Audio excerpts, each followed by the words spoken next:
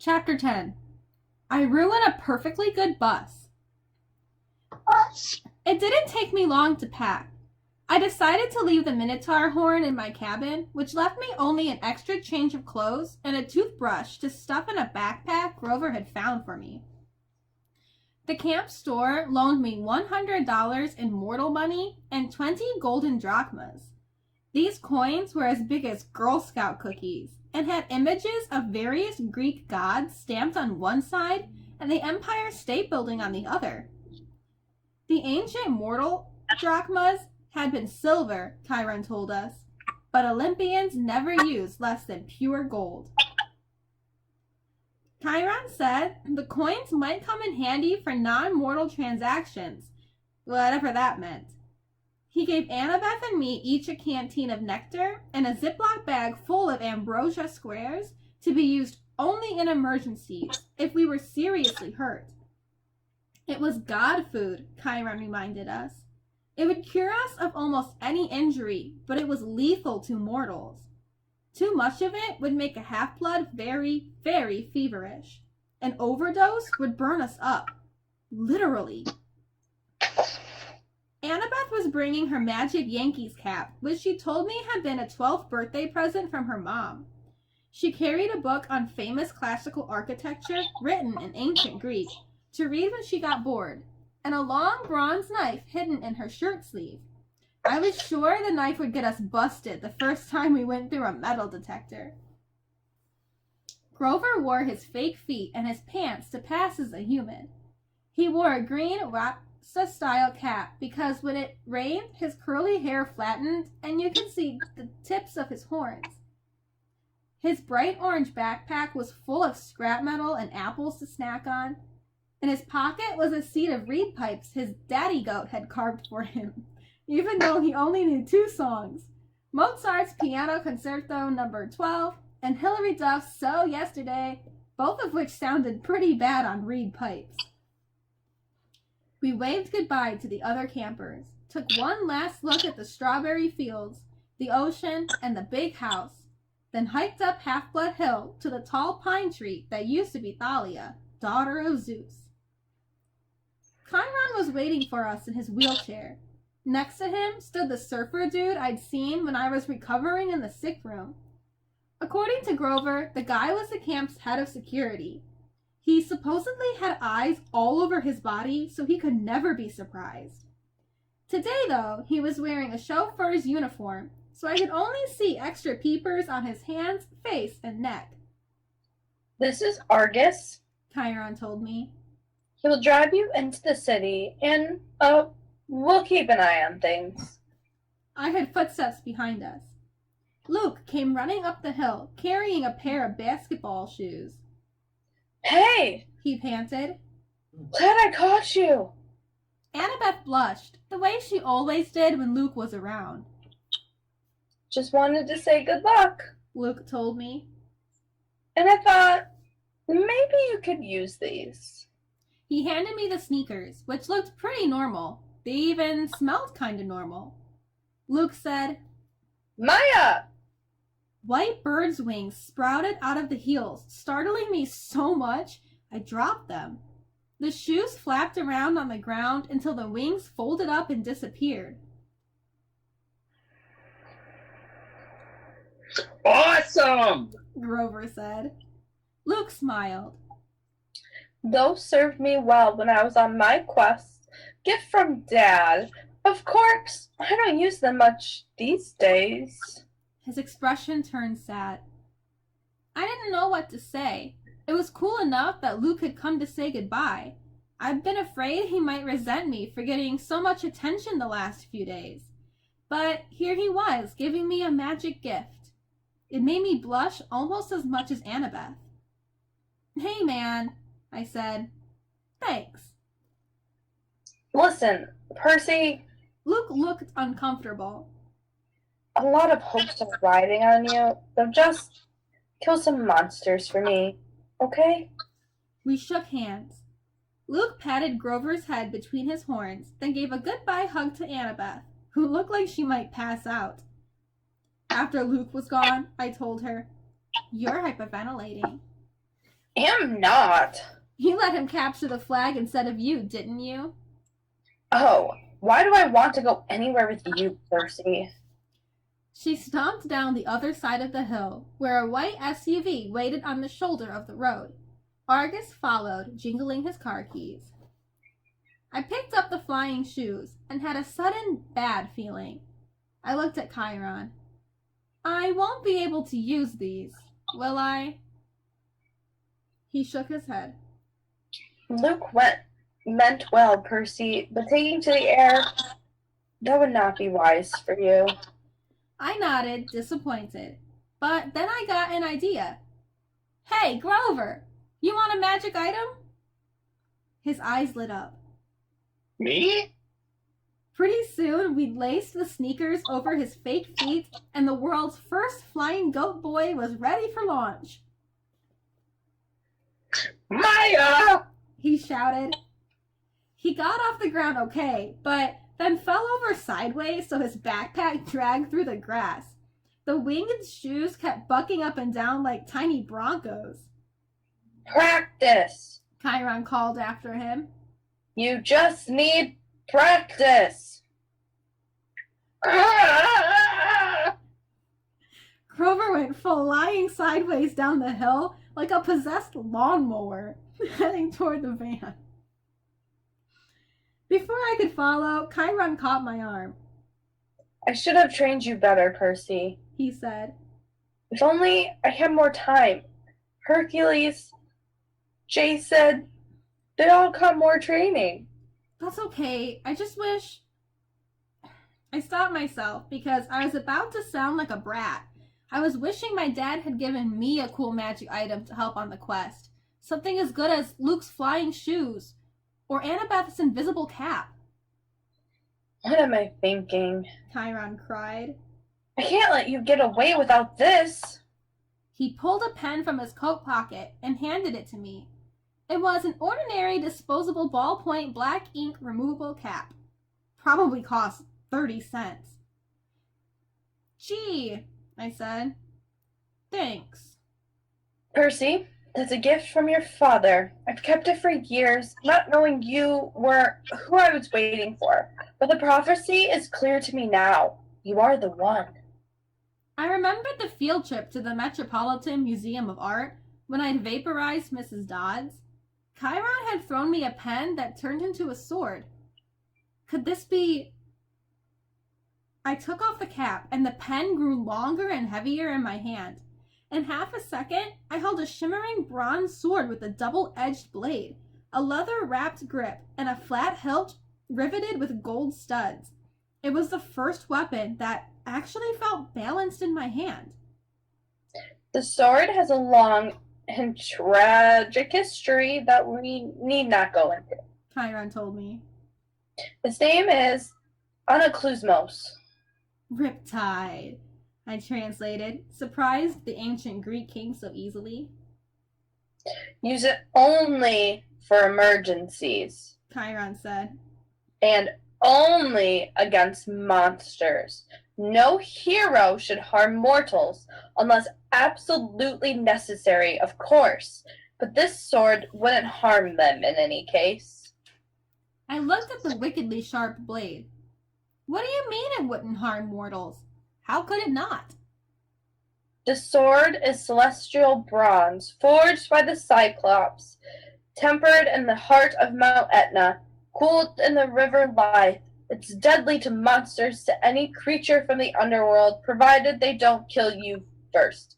But the blade will pass through mortals like an illusion. They simply are not important enough for the blade to kill. And I should warn you, as a demigod, you can be killed by either celestial or normal weapons. You're twice as vulnerable. Good to know. Now recap the pen. I touched the pen cap to the sword tip, and instantly Riptide shrank into a ballpoint pen again. I tucked it in my pocket, a little nervous because I was famous for losing pens at school. You can't. Chiron said. Can't what? Lose the pen. He said. It is enchanted. It will always reappear in your pocket. Try it. I was wary, but I threw the pen as far as I could down the hill and watched it disappear in the grass. It may take a few moments. Chiron told me. Now, check your pocket. Sure enough, the pen was there. Okay, that's extremely cool, I admitted. But what if a mortal sees me pulling out a sword? Chiron smiles. Mist is a powerful thing, Percy. Mist? Yes, read the Iliad. It's full of references to this stuff. Whenever divine or monstrous elements mix with the mortal world, they generate mist, which obscures the vision of humans. You will see things just as they are, being a half-blood, but humans will interpret things quite differently. Remarkable, really, the lengths to which humans will go to fit things into their version of reality. I put Riptide back in my pocket. For the first time, this quest felt real. I was actually leaving Half-Blood Hill. I was heading west with no adult supervision, no backup plan, not even a cell phone. Chiron said cell phones were traceable by monsters. If we used one, it would be worse than sending up a flare. I had no weapon stronger than a sword to fight off monsters and reach the land of the dead. Chiron, I said, when you say the gods are immortal, I mean, there was a time before them, right? 4 ages before them, actually. The time of the Titans was the 4th age, sometimes called the Golden Age, which is definitely a misdemeanor. This, the time of Western civilization, and the rule of Zeus is the 5th age. So, what was it like before the gods? Chiron pursed his lips. Even I'm not old enough to remember that, child. But I know it was a time of darkness and savagery for mortals.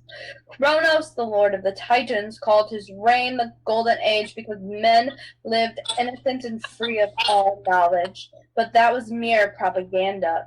The Titan King cared nothing for your kind except as appetizers or a source of cheap entertainment. It was only in the early reign of Lord Zeus when Prometheus, the good Titan, brought fire to mankind that your species began to progress, and even then Prometheus was branded a radical thinker. Zeus punished him severely, as you may recall. Of course, eventually the gods warmed to humans, and Western civilization was born. But the gods can't die now, right? I mean, as long as Western civilization is alive, they're alive. So, even if I failed, nothing could happen so bad it would mess up everything, right? Chiron gave me a melancholy smile. No one knows how long the age of the West will last, Percy. The gods are immortal, yes, but then so were the Titans. They still exist locked away in their various prisons, forced to endure endless pain and punishment, reduced in power, but still very much alive. May the fates forbid that the gods should ever suffer such a doom, that we should ever return to the darkness and chaos of the past. All we can do, child, is follow our destiny. Our destiny? Assuming we know what that is. Relax, Chiron told me. Keep a clear head, and remember, you may be about to prevent the biggest war in human history. Relax, I said. Oh, I'm very relaxed.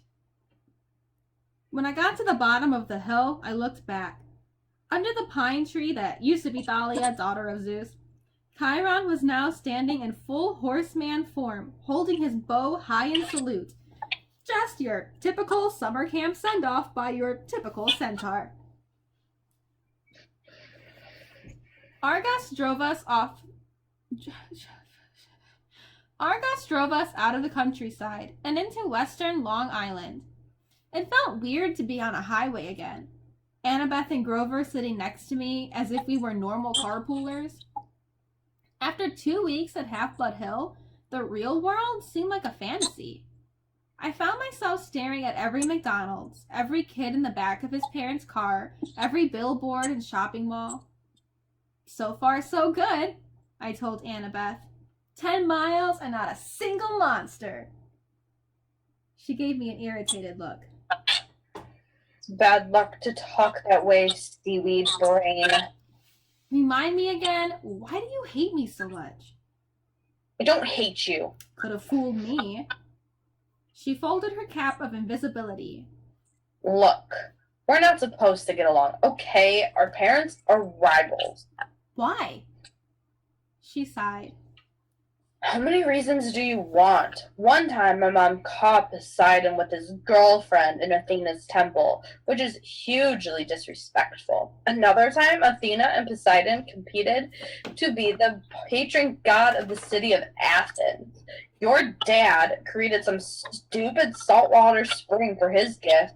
My mom created the olive tree. The people saw that her gift was better, so they named the city after her. They must really like olives. Oh, forget it. Now, if she'd invented pizza, that I could understand.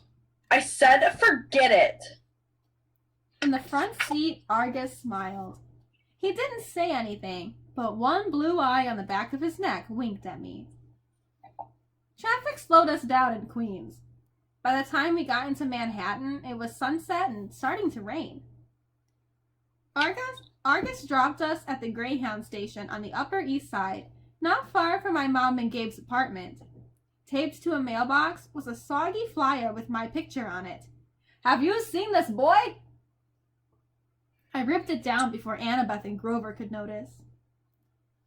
Argus unloaded our bags, made sure we got our bus tickets, then drove away, the eye in the back of his head opening to watch us as he pulled out of the parking lot. I thought about how close I was to my old apartment.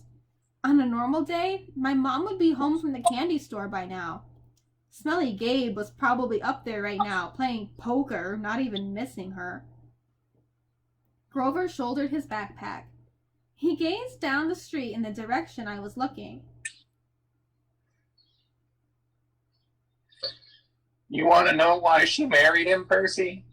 I stared at him. Were you reading my mind or something? Just your emotions. He shrugged. Guess I forgot to tell you satyrs can do that. You were thinking about your mom and your stepdad, right? I nodded, wondering what else Grover might have forgotten to tell me.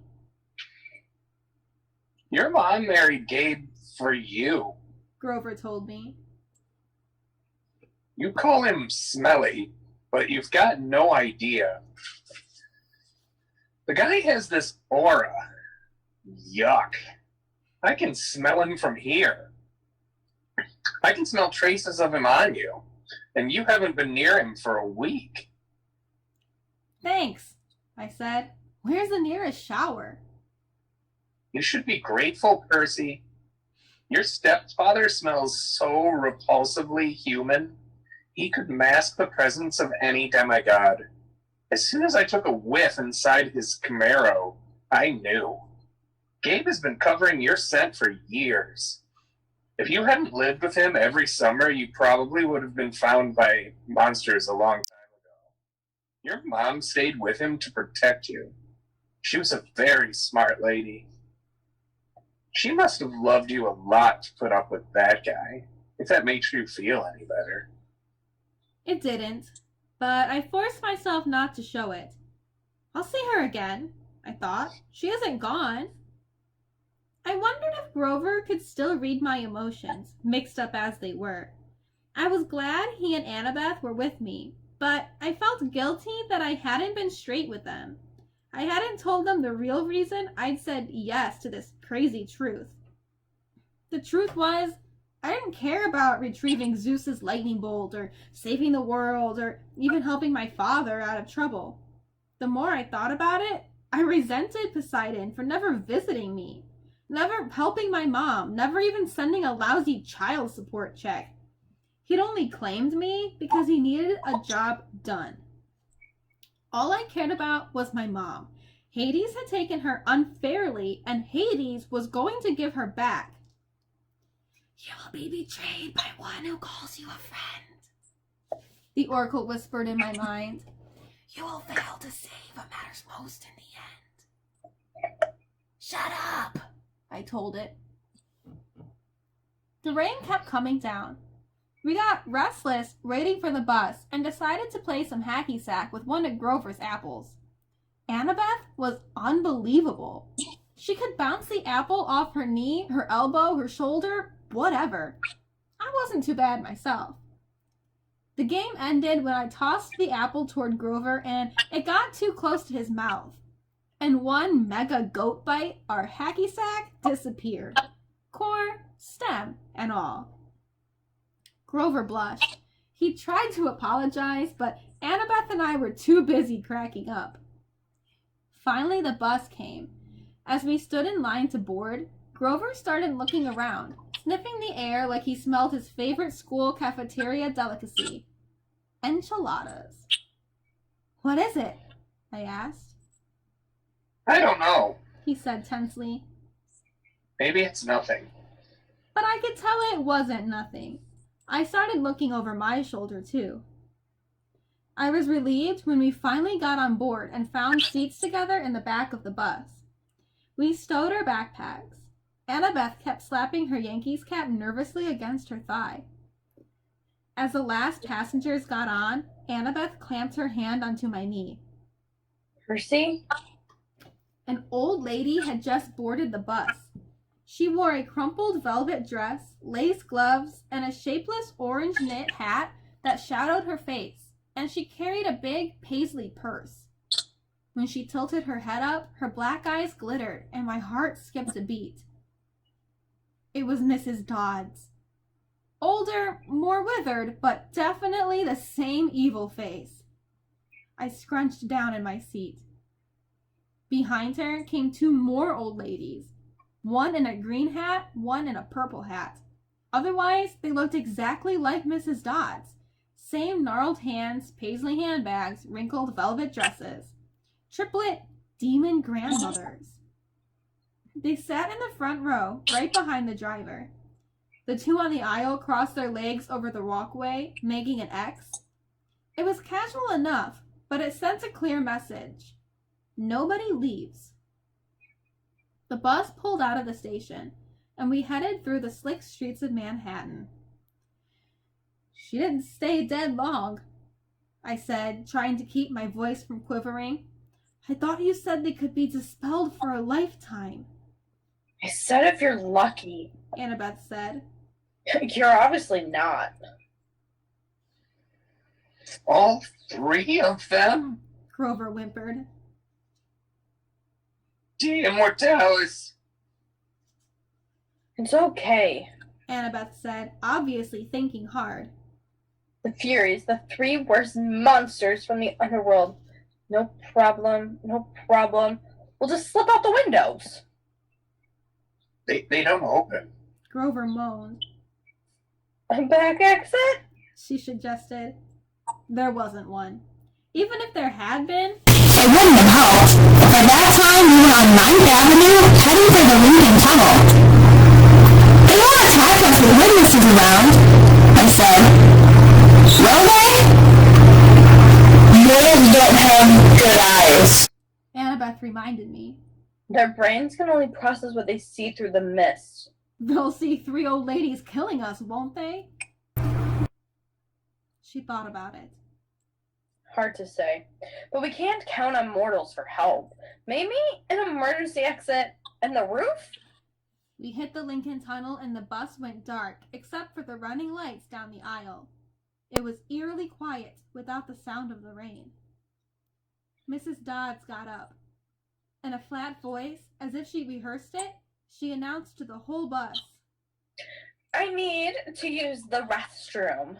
So do I, said the second sister. So do I, said the third sister. They all started coming down the aisle. I've got it, Annabeth said. Percy, take my hat. What? You're the one they want. Turn invisible and go up the aisle. Let them pass you.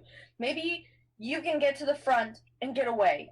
But you guys, There's an outside chance they might not notice us. Annabeth said. You're a son of one of the big three. Your smell might be overpowering. I can't just leave you, Don't worry about us. Grover said. Go. My hands trembled. I felt like a coward, but I took the Yankees cap and put it on. When I looked down, my body wasn't there anymore. I started creeping up the aisle. I managed to get up 10 rows, then duck into an empty seat just as the Furies walked past. Mrs. Dodd stopped, sniffing, and looked straight at me. My heart was pounding. Apparently, she didn't see anything. She and her sisters kept going. I was free. I made it to the front of the bus. We were almost through the Lincoln Tunnel now. I was about to press the emergency stop button when I heard hideous wailing from the back row. The old ladies were not old ladies anymore. Their faces were still the same. I guess those couldn't get any uglier. But their bodies had shriveled into leathery brown hag bodies with bats' wings and hands and feet like gargoyle claws. Their handbags had turned into fire... Is that fiery? Yes. Yeah. Their handbags had turned into fiery wisps. Nope. Their handbags had turned into... Their handbags had turned into fiery whips. The Furies, surrounding Grover and Annabeth, lashing their whips, hissing, Where is it? Where? One of the Furies didn't say anything, but I could tell. I'll reread it. Steven, come on and do this one this time. The Furies, surrounding Grover and Annabeth, lashing their whips, hissing, Where is everything? Where? The other people on the bus were screaming, cowering in their seats. They saw something, all right. He's not here. Annabeth yelled. He's gone. The Furies raised their whips. Annabeth drew her bronze knife. Grover grabbed a tin can from his snack bag and prepared to throw it. What I did next was so impulsive and dangerous, I should have been named ADHD Poster Child of the Year. The bus driver was distracted, trying to see what was going on in his rearview mirror. Still invisible, I grabbed the wheel from him and jerked it to the left. Everybody howled as they were thrown to the right, and I heard what I hoped was the sound of 3 Furies smashing against the windows. Hey! The driver yelled. Hey! Whoa! We wrestled for the wheel. The bus slammed against the side of the tunnel, grinding metal, throwing sparks a mile behind us. We careened out of the Lincoln Tunnel and back into the rainstorm. People and monsters tossed around the bus, cars plowed aside like bowling pins. Somehow, the driver found an exit. We shot off the highway through a half a dozen traffic lights and ended up barreling down one of those New Jersey rural roads where you can't believe there's so much nothing right across the river from New York. There were woods to our left, the Hudson River to our right, and the driver seemed to be veering toward the river. Another great idea. I hit the emergency brake. The bus wailed, spun a full circle on the wet asphalt, and crashed into the trees. The emergency lights came on. The doors flew open. The bus driver was the first one out, the passengers yelling as they stampeded after him. I stepped into the driver's seat and let them pass. The Furies regained their balance. They lashed their whips at Annabeth while she waved her knife and yelled in ancient Greek, telling them to back off. Grover threw tin cans. I looked at the open doorway. I was free to go, but I couldn't leave my friends. I took off the invisible cap. Hey! The Furies turned, baring their yellow fangs at me, and the exit suddenly seemed like an excellent idea. Mrs. Dodd stalked up the aisle just as she used to do in class, about to deliver my F- math test. Every time she flicked her whip, red flames danced along the barbed leather. Her two ugly sisters hopped on top of the seats on either side of her and crawled toward me like huge nasty lizards.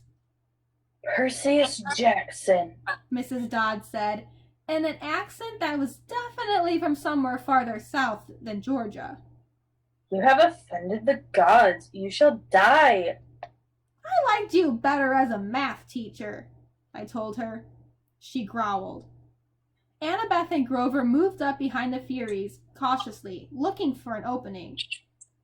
I took the ballpoint pen out of my pocket and uncapped it. Riptide elongated into a shimmering double-edged sword. The Furies hesitated. Mrs. Dodds had felt Riptide's blade before. She obviously didn't like seeing it again.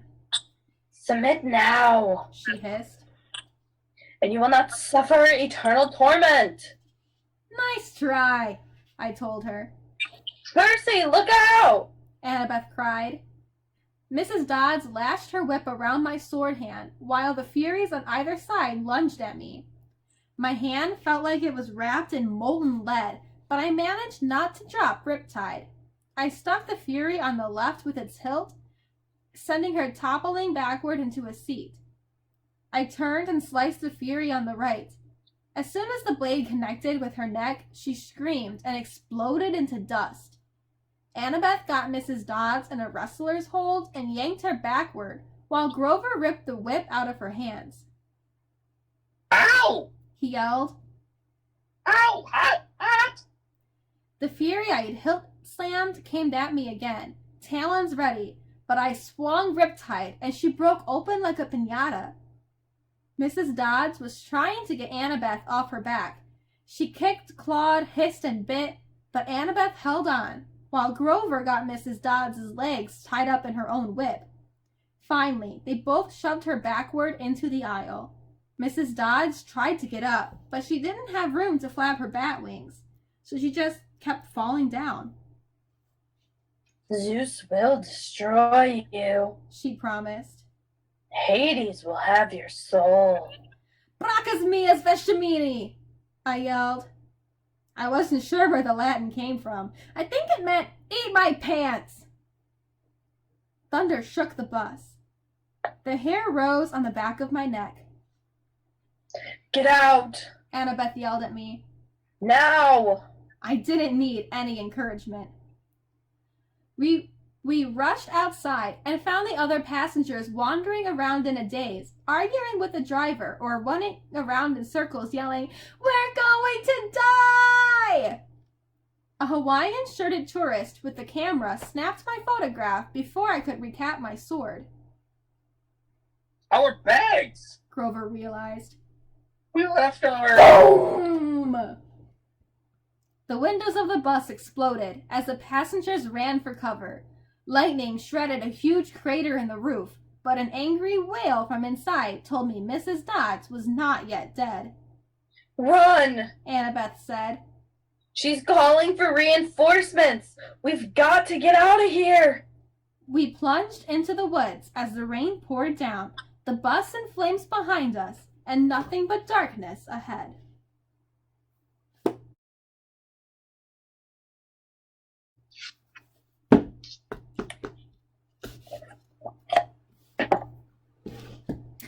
Who Garden allows gnomes! a 12-year-old boy? And Oh. is she 12 also? 13? Something like that. And a 28-year-old, basically 9-year-old satyr to go cross-country without any parental supervision. Why couldn't Argus just go with them? This is why in the movies they aged him up. Yeah, he's 17 now. He's still 17. I'm an adult, Mom. I'm not a kid anymore. I can do what I want. What do I want? Oh, that was fun. It's a good story. I like how they allude to other Greek mythology stories in here, but they don't actually tell you what those stories are. Nope. Makes you have to go out on your own time and find out the story of Kronos. I'm like, What was Poseidon doing? Yeah, He what was was Poseidon girlfriend. doing? Into someone's temple? Poseidon, my man. What was he thinking? Steven, you know mythology stuff because you're old. Oh, thanks. Was Poseidon married at all? I don't think so. Okay. I think Zeus was the only one married. Lies. Hades is married. Oh, okay, but, that's Stockholm Syndrome. No! That's not at all what it is.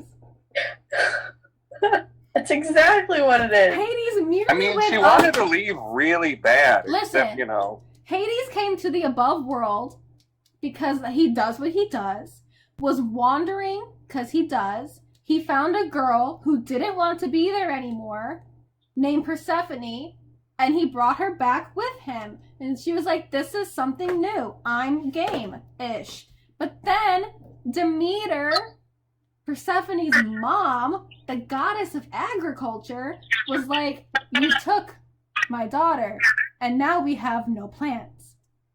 And Hades said, I guess you can have her half of the year. Which 6 months should I pencil you in for?